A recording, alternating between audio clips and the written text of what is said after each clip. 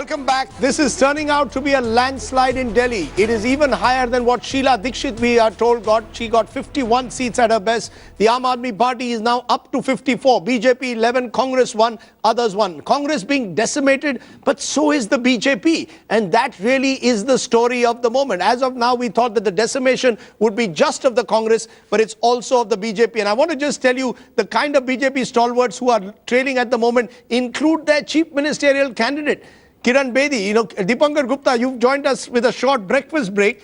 Since you've come, it's turned out to be a bit of a landslide. What have you been doing out there that has been ensuring that the BJP seems to be doing even worse than what you were when you were last here? Something seems to have happened. Don't allow him to go. Do you get a sense that, all this talk of class divide, muffler man, 10 lakh suit, it's not just that. It's people have decided to vote for Arvind Kejriwal as their chief ministerial candidate, just as they decided Modi for PM, Kejriwal for CM.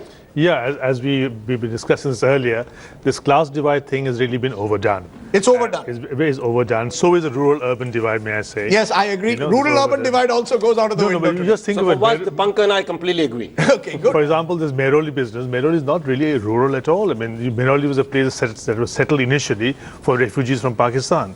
So the rural-urban is not there. What is really important is that Kejriwal has retained his core base, and what is more, a large number of people who were earlier alienated from Kejriwal because of 49-day stay, yes, they have now come back primarily because they wanted an opposition.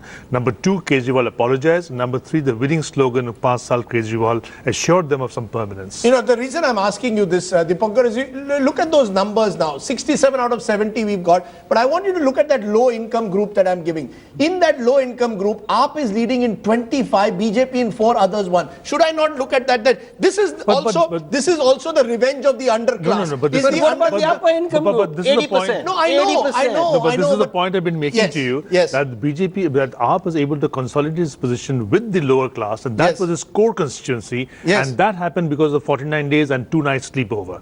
Those were very important things of the BJP for AAP party. And having that core, it can use it as a springboard to get anywhere else they want to. No, but that core which is there is the urban poor, isn't it? At the end of the day, Manini, this is the urban poor who in a sense are saying, I want to also be part of this aspirational engine. I know money, this is music to your ears. Story. This is the larger story. No, what is the larger story? What is the larger story? Democracy is a question, is a game of numbers. Yes. And the numbers of the poor are much larger than the numbers of those who Sujit Bala. And therefore, again and again, we are going to get the vengeance of the poor. And these poor were with the Congress traditionally. They moved to the Aam Aadmi Party. They don't trust you. They don't have credibility in you. They have credibility. It may be tactical voting. Tactical voting, yes. Manini wanted to make a point. I think because a lot of the BJP have also shifted. Tactical voting of the Congress and the Bahujan Samaj Party. But that's part of elections. That's part of elections. So you agree. What Mani doesn't realize, while there might be a tsunami against the BJP,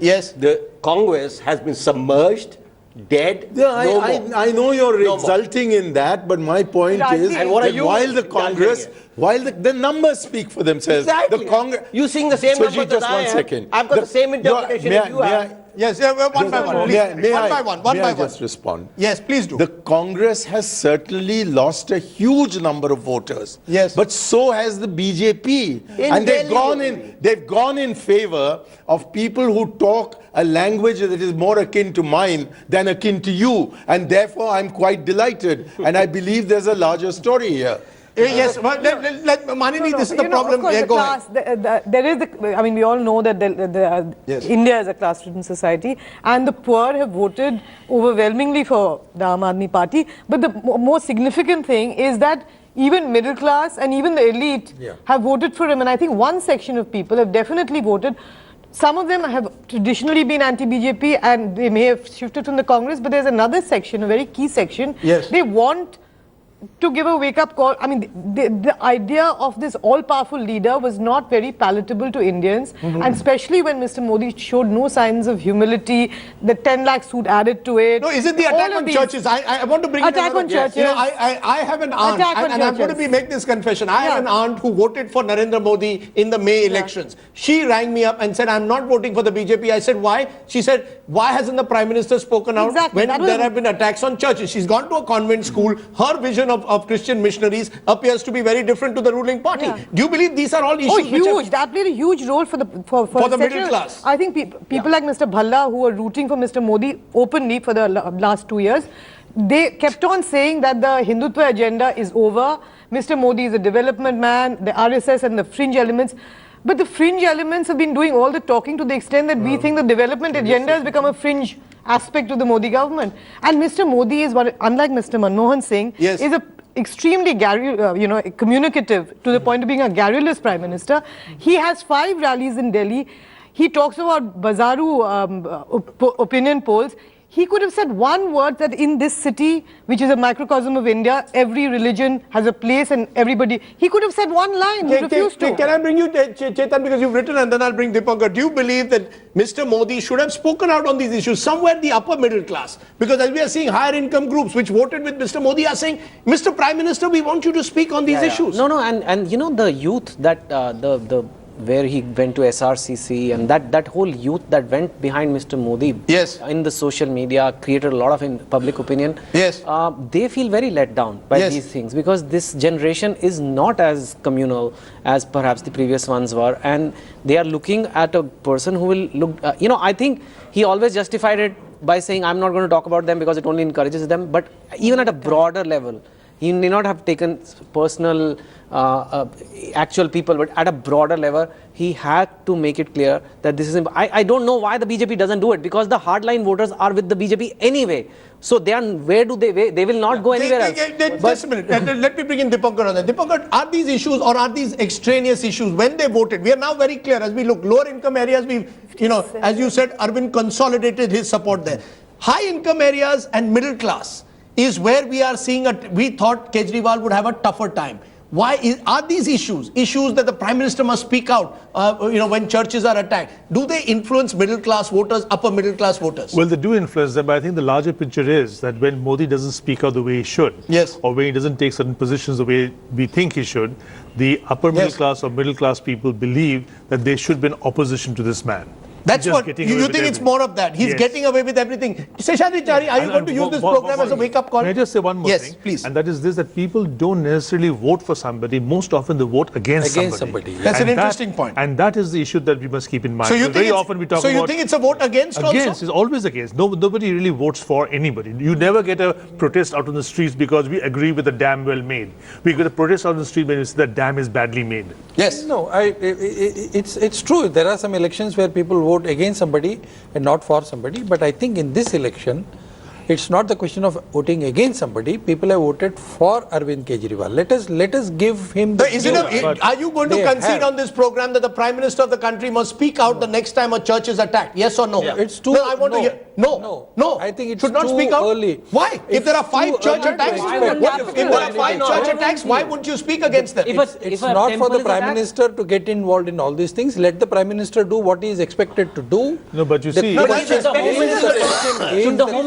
The question is, it is the same Mr. Narendra Modi who was accused of absolutely banning the RSS and the Vishwa Hindu Parishad and the Bharatiya Kisan Sangh and all these organizations from Gujarat. When he was My the chief minister limited there. point, I'm asking So you, it is don't not you think that. this It is somewhere not plays that. I on the think middle we class are- psyche? You got the vote for development. I'm You telling didn't you. get the vote for creating any kind of polarization. I got my boots in the ground. I know this is not the issue. This is not the issue. No, the issue is But the point very is that simple. even if it's not the issue, Yes. it's the right thing to do. Even if it's not, that's a good point. Even if it's not the issue, you're saying it's the right thing to do It for would a have Prime been the right Minister thing to do. speak That up. is different. Okay, But I think Surjit, you quickly, and I want to go to the BJP headquarters. I think you really have to start interpreting why the middle class and the upper class voted against the BJP when they were overwhelmingly for him just 6-8 months ago. I don't think it is the case of Modi for central government, Kejriwal for Delhi.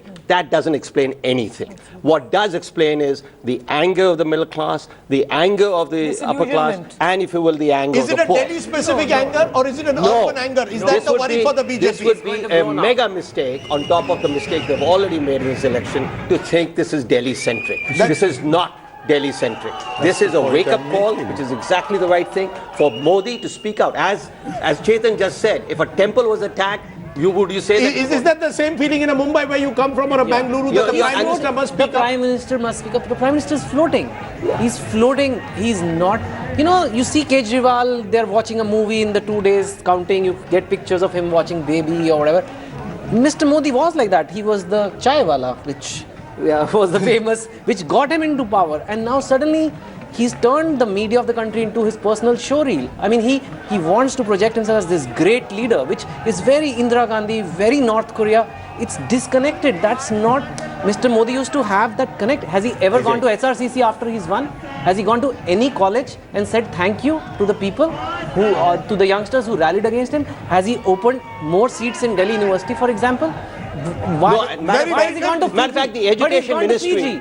He's going to Fiji. No, hold on. Matter of fact, the education ministry is one of the worst ministries going, and you're absolutely right. He hasn't done any of these things. I think this will mean a check and balance on the entire administration, which I think is fantastic for the country. Wow. Just a minute.